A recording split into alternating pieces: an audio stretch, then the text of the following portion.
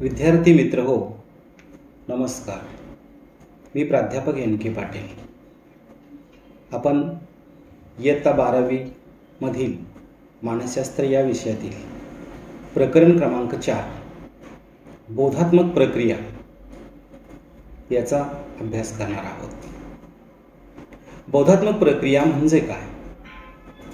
तर पहा की सभोवतालच्या जगाचे योग्य प्रकारे आपल्या ज्ञानेंद्रियाच्या माध्यमातून आकलन व जाणीव होण्यासाठी मेंदूकडून पार पाडल्या जाणाऱ्या उच्च दर्जाच्या सर्व मानसिक प्रक्रिया म्हणजे बोधात्मक प्रक्रिया होय. या बोधात्मक प्रक्रियांचा अभ्यास आपल्या मानसशास्त्राच्या बोधात्मक मानसशास्त्र या शाखेमध्ये केला जातो. साधारणपणे मेंदूच्या अग्रखंडामध्ये या बोधात्मक उच्च मानसिक प्रक्रियांचा विचार केला जातो. या बोधात्मक मानसिक प्रक्रिया म्हणजे अवधान, वेदन, संवेदन, अध्ययन, स्मरण, विस्मरण, समस्या परिहार, विचार प्रक्रिया, तर्क प्रक्रिया, निर्णय प्रक्रिया इत्यादी. तर अशा प्रकारच्या या बोधात्मक प्रक्रियांचा विचार करण्यामध्ये आपण आपल्या अभ्यासक्रमाचा विचार केल्यास पहिल्या 4 म्हणजे अवधान, संवेदन, विचार प्रक्रिया आणि अध्ययन या 4 मानसिक प्रक्रियांचा आपण आपल्या अभ्यासक्रमामध्ये विचार करणार आहोत. यातील पहिली बोधात्मक क्रिया म्हणजे अवधान होय. अवधान म्हणजे काय हे आपल्याला व्याख्येच्या स्वरूपामध्ये पाहावं लागेल. तत्पूर्वी आपण याची थोडीशी प्रस्तावना विचारात घेतोय की सभोवतालच्या अनेक उद्दीपकांची व्यक्तीला जाणीव होत असली तरी आपल्या ज्ञानेंद्रियाच्या पातळीवर त्यातील सर्वच उद्दीपकांकडे आपले लक्ष जात नाही किंवा आपल्याला देणे शक्यही नसते. आपण त्यातील काही उद्दीपकांची लक्ष देण्यासाठी म्हणजेच अवधानासाठी, अवधान केंद्रीकरणासाठी निवड करतो आणि म्हणूनच अवधान ही निवडक प्रक्रिया आहे असं म्हटलं जातं. प्रामुख्यानं अवधानाची व्याख्येचा विचार केल्यास गिलफोर्ड यांच्या मते जाणीवेच्या क्षेत्रातील वस्तू, व्यक्ती व घटना जाणीवेच्या केंद्रस्थानी आणण्याची मानसिक प्रक्रिया म्हणजे अवधान होय. त्याचबरोबर दुसरे मानसशास्त्रज्ञ नॉर्मन मन यांच्या मते ज्या मानसिक प्रक्रियेद्वारे काही ठराविक उद्दीपक बोधावस्थेच्या केंद्रस्थानी आणले जाते ती मानसिक प्रक्रिया म्हणजे अवधान होय.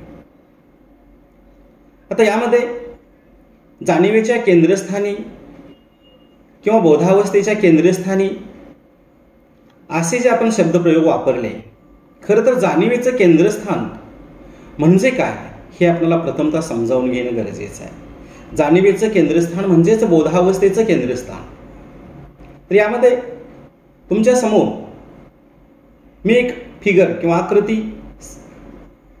आणलेली आहे. त्यामध्ये जाणीवेचं क्षेत्र हे 3 स्तरामध्ये विभागण्याचा प्रयत्न झालेला दिसतो. म्हणजे सर्वात मध्यवर्ती ठिकाणी जो मी इथं ॲरो नेलेला आहे यामध्ये तुमच्या लक्षात येईल सर्वात मध्यवर्ती ठिकाणी जो डार्क काळा ठिपका आपल्याला दिसतो हे जाणीवेच्या क्षेत्रामधील स्पष्ट जाणीव क्षेत्र आहे.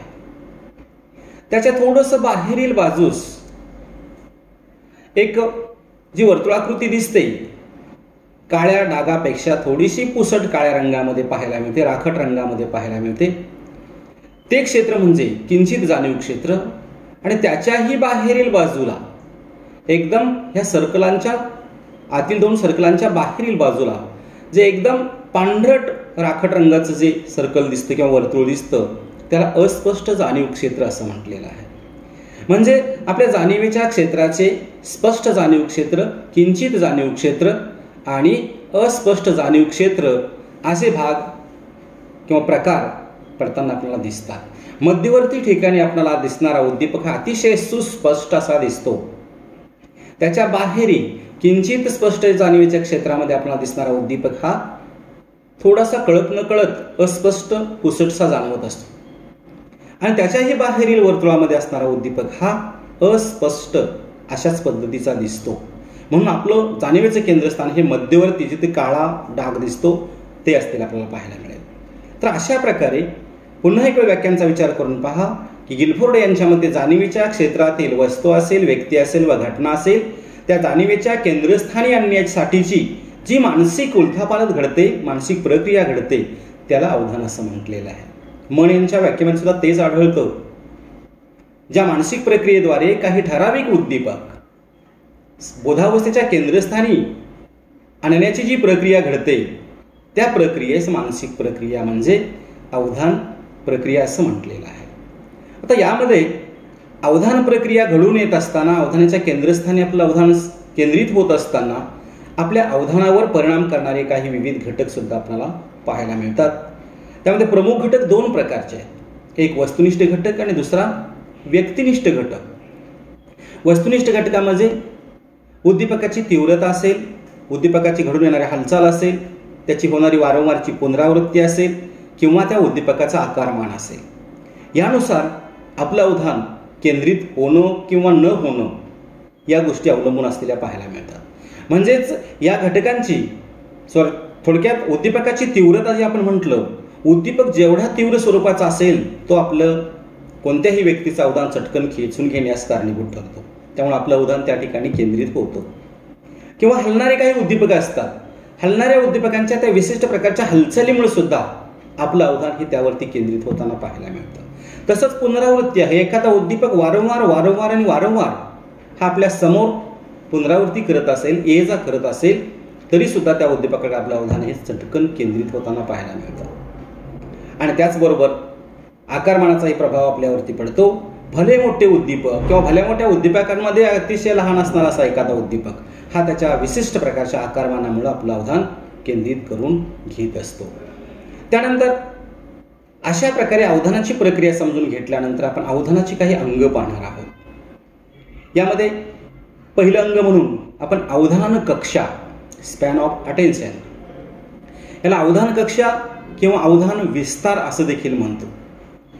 तर साधारणपणे अवधान कक्षा म्हणजे काय जर आपण पाहण्याचा प्रयत्न केला तर आपल्या लक्षात येईल की व्यक्ती एकाच दृष्टिक्षेपात जेवढ्या उद्दीपकांकडे लक्ष देऊ शकते ती उद्दीपक संख्या म्हणजे अवधान होय. पुन्हा एक वेळ बघा की व्यक्ती एकाच दृष्टिक्षेपात जेवढ्या उद्दीपकांकडे लक्ष देऊ शकते ती उद्दीपक संख्या म्हणजे आपली अवधान कक्षा होय. आता मिलर यांनी अल्पकालदर्शी यंत्राच्या साहाय्याने अवधान कक्षा मापण्यासाठी विविध प्रयोग केले, बरेच प्रयोग केले. या प्रयोगांच्या अंती निष्कर्षामध्ये त्यांनी असं मत व्यक्त केलेलं आहे की साधारणपणे व्यक्तीची अवधान कक्षा ही 7 ते 8 अंक किंवा अक्षरांपर्यंत असते. आणि म्हणूनच आपले फोन नंबर्स असतील, आपला पिनकोड असेल किंवा वाहनांचे गाडीचे नंबर असतील, हे साधारणपणे आपल्याला या 7 ते 8 अंकांच्या दरम्यान किंवा पेक्षा कमी असलेले आपल्याला पाहायला मिळतात किंवा या मर्यादेपर्यंतच असलेले आढळतात. आता अशा या अवधान कक्षेवर विविध घटकांचा परिणाम होतो. ते घटक म्हणजे व्यक्तीचं वय असेल, व्यक्तीची बुद्धिमत्ता असेल किंवा त्या व्यक्तीने केलेला सराव असेल किंवा तिच्या जमेस असलेले काही तिचे अनुभव असतील. अशा विविध घटकांचा परिणाम आपल्या अवधान कक्षेवर होतो.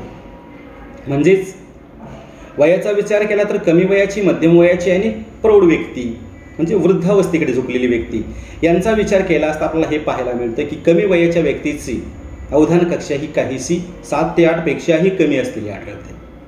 मध्यम वय म्हणजे किशोरावस्थेपासून पुढे तारुण्यावस्था, प्रौढावस्था विचार केला असता यामध्ये साधारणपणे त्या व्यक्तीची अवधान कक्षा ही 7 ते 8 अंकांपर्यंत आपल्याला आढळते.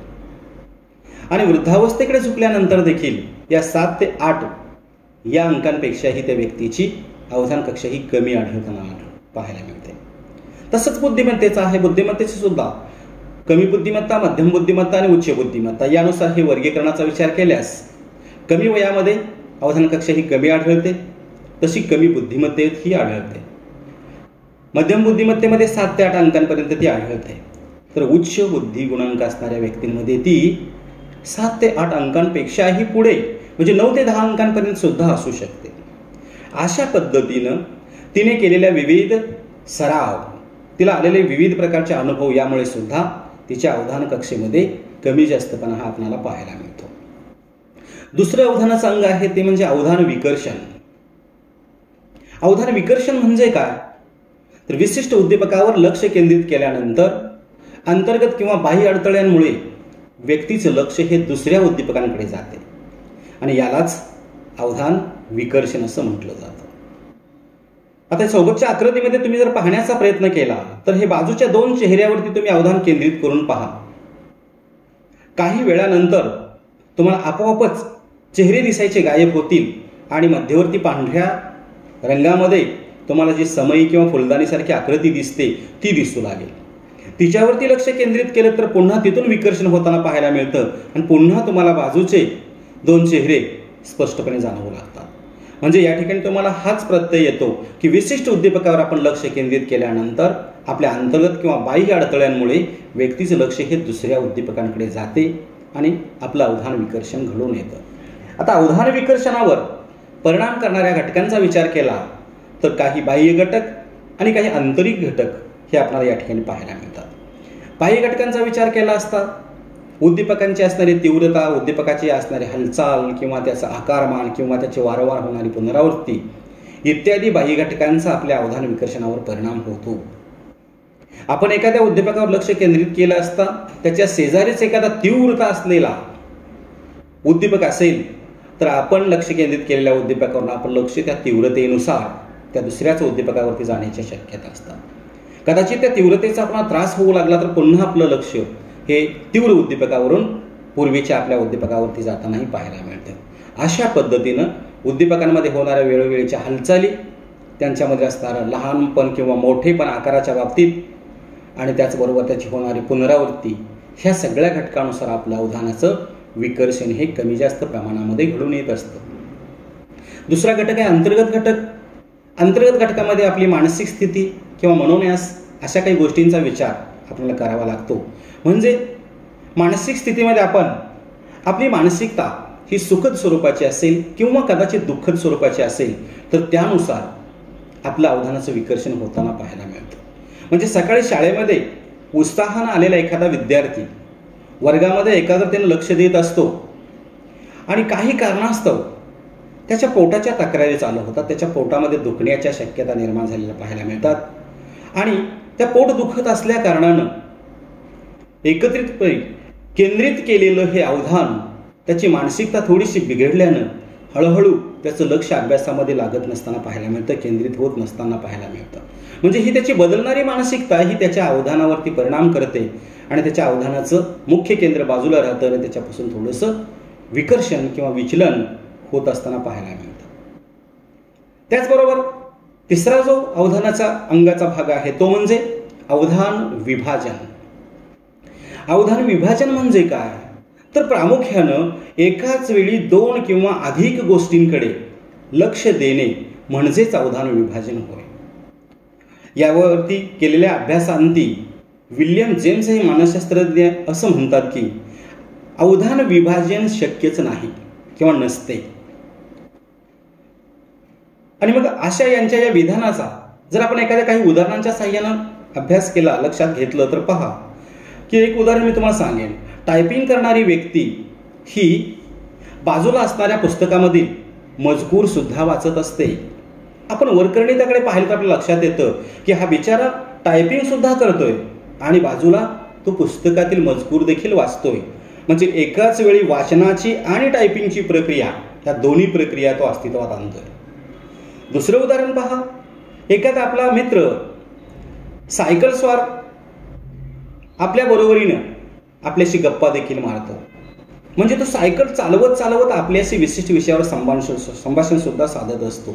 म्हणजे एकूणच जर विचार केला तर या दोन्ही उदाहरणामध्ये एकाच वेळी दोन क्रिया व्यक्ती पार पाडताना आपल्याला दिसतात. पण विल्यम जेम्स यांनी संशोधनांती मांडलेलं जे मत आहे ते तितकंच योग्य आणि बरोबर आहे, कारण अवधान विभाजन शक्य नसते. मग या ठिकाणी या दोन्ही क्रिया एका वेळीच कशा घडतात असा विचार आपण केला तर आपल्याला लक्षात येईल, त्याचं उत्तर असं मिळेल की सर्वसाधारणपणे मानसशास्त्रीय दृष्टिकोनातून आपण विचार केल्यास वरील सर्व क्रिया म्हणजे उदाहरणामध्ये सांगितलेल्या सर्व क्रिया सारख्याच अवधान क्षमतेनं पार पाडल्या जात नाही. तर अशा या दोन क्रियांमध्ये त्यातील एक क्रिया अशी असते की ती यंत्रवतपणे चालली जात असते. तिचा सराव किंवा त्यामधील अनुभव इतका गाढ निर्माण झालेला असतो की व्यक्तीला त्या क्रियेकडे, यांत्रिकपणे घडणाऱ्या क्रियेकडे फारसं लक्ष द्यावं लागत नाही.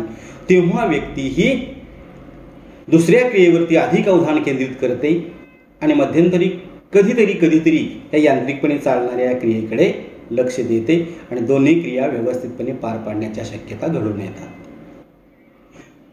याचाच अर्थ अवधान विभाजन होत नाही, तर येथे तुम्हाला अवधान दोलन होत असल्याची प्रचिती येते. म्हणजे कधी अवधान या क्रियेवरती, कधी अवधान त्या क्रियेवरती, कधी अवधान दुसऱ्या क्रियेवरून पुन्हा पहिल्या क्रियेवरती, असे अवधान केंद्राची अदलाबदल होत असताना पाहायला मिळते. आणि ही अदलाबदल यांत्रिक प्रक्रियेकडे कमी प्रमाणात होते आणि दुसऱ्या क्रियेकडे जास्त प्रमाणात घडून येत असताना पाहायला मिळते. आणि म्हणूनच अवधान विभाजन झाल्यासारखे आपल्याला वाटते, पण जेम्स यांच्या मतानुसार मांडलेले मत तितकंच योग्य आहे की अवधान विभाजन शक्य नसते. या अवधानातील चौथं अंग आहे ते म्हणजे अवधान दोलन. काही काळ एकाच उद्दीपकाकडे पाहिल्यानंतर आपलं लक्ष दुसऱ्या उद्दीपकाकडे जाण्याची प्रक्रिया घडते. याचा अनुभव आपल्याला प्रत्येकालाच आहे. त्यानुसार आपण अवधान दोलनाची व्याख्या पाहू शकतो की एका उद्दीपकाकडून दुसऱ्या उद्दीपकाकडे आणि दुसऱ्या उद्दीपकाकडून पुन्हा पहिल्या उद्दीपकाकडे अवधान जाण्याची जी प्रक्रिया घडत असते, या प्रक्रियेलाच अवधान दोलन किंवा अवधान विचलन असंही म्हटलं जातं.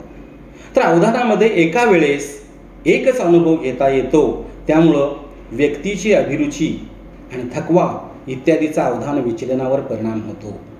कारण आपल्याला माहीत आहे अनेक क्रियांवरती आपण अवधान एकाच वेळी देऊ शकत नाही. त्यासाठी आपण एखाद्याच क्रियेची निवड करत असतो. त्यामुळं मग आपली जी अभिरुची असेल, व्यक्तीची अभिरुची असेल किंवा तिला येणारा थकवा असेल, इत्यादींचा परिणाम आपल्या अवधान विचलनावर निश्चितपणे होताना पाहायला मिळतो. कारण अभिरुची असणाऱ्या उद्दीपकामध्ये किंवा आपली आवड निवड असणाऱ्या उद्दीपकांकडे आपण अधिकाधिक अवधान केंद्रित करत असतो किंवा एखाद्या उद्दीपकाचा वारंवार अध्ययन करण्यानं, अवधान केंद्रित करण्यानं आपल्याला थकवाही आलेला असू शकतो. अशा काही कारणास्तव, अभिरुची किंवा थकवा या कारणास्तव अवधानाच्या विचलनाच्या शक्यता निर्माण होतात आणि आपलं अवधान हे दोलन होण्याच्या शक्यता पाहायला मिळतात. एकूणच जर विचार केला तरी अवधानाचं दोलन म्हणजे इकडून तिकडे आणि तिकडून इकडे होण्यामध्ये आपली आवड निवड आणि आपल्याला आलेला कंटाळा किंवा थकवा याचा महत्त्वाचा परिणाम आपल्याला पाहायला मिळतो. उदाहरणार्थ बघा, वर्गामध्ये आपलं लक्ष शिक्षकांकडे असतं, पण अचानकपणे सातत्यानं शिक्षकांकडे लक्ष देऊन आपल्या इंद्रियांना बऱ्याच वेळा थकवा जाणवतो आणि तो थकवा विरंगुळा घालवण्यासाठी आपलं लक्ष आपण मग दरवाजाकडे आपलं लक्ष जातं, खिडकीतून बाहेर जातं किंवा काही वेळा शेजारच्या मित्रांकडे जातं. पण आपल्या अवधानाचं दोलन हे होताना आपल्याला पाहायला मिळतं. ठीक आहे, आजच्या तासाला या ठिकाणी आपण थांबतोय. उर्वरित पुढचा जो दुसरा बोधात्मक प्रक्रियेचा भाग आहे संवेदन, तो आपण पुढच्या तासाला